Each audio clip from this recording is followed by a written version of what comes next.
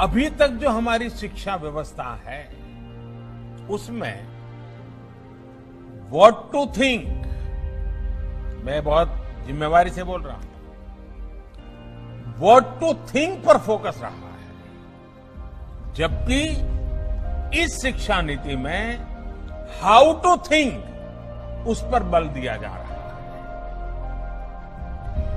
ये मैं इसलिए कह रहा हूं कि आज जिस दौर में हम,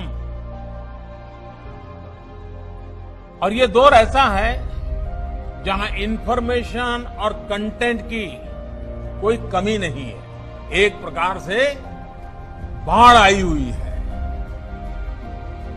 हर प्रकार की जानकारी आपके मोबाइल फोन पर अवेलेबल है।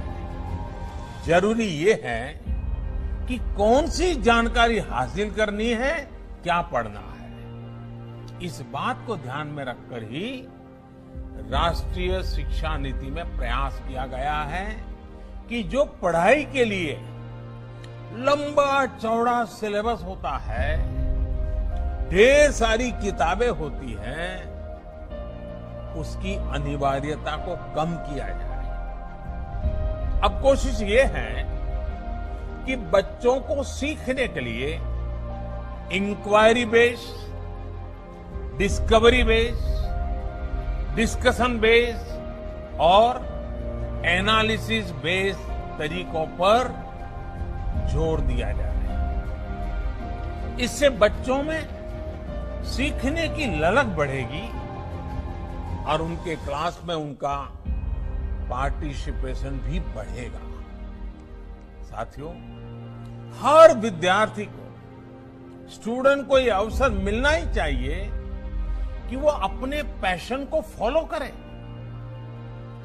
वो अपनी सुविधा और जरूरत के हिसाब से किसी डिग्री या कोई कोर्स को फॉलो कर सके और अगर उसका मन करे तो वो छोड़ भी सके।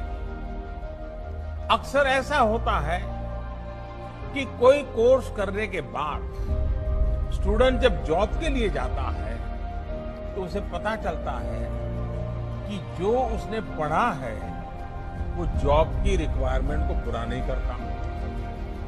कई स्टूडेंट को अलग अलग वजहों के से बीच में ही कोर्स छोड़कर जॉब करनी पड़ती है।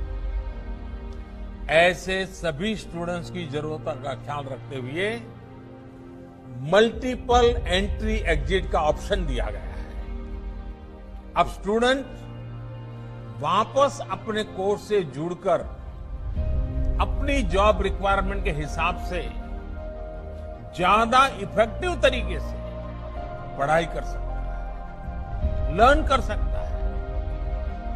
इसका एक और एस्पेक्ट है, जब स्टूडेंट्स को यह भी स्वतंत्रता होगी कि अगर वो कोई कोर्स बीच में छोड़कर दूसरे कोर्स में प्रवेश लेना चाहे तो वो कर सकते हैं। इसके लिए वो पहले कोर्स से एक निश्चित समय तक ब्रेक ले सकते हैं और दूसरा कोर्स ज्वाइन कर सकते हैं। हायर एजुकेशन को स्ट्रीम से मुक्त करने,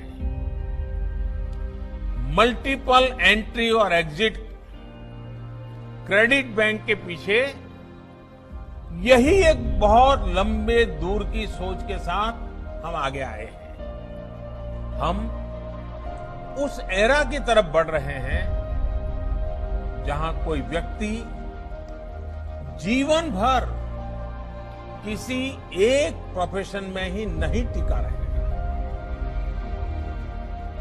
बदलाव निश्चित है, मान के चलिए, और इसके लिए उसे निरंतर खुद को रीस्किल और अपस्किल करते रहना ही होगा। नेशनल एजुकेशन पॉलिसी, राष्ट्रीय शिक्षा नीति में इसका भी बारीकी से ध्यान रखा गया।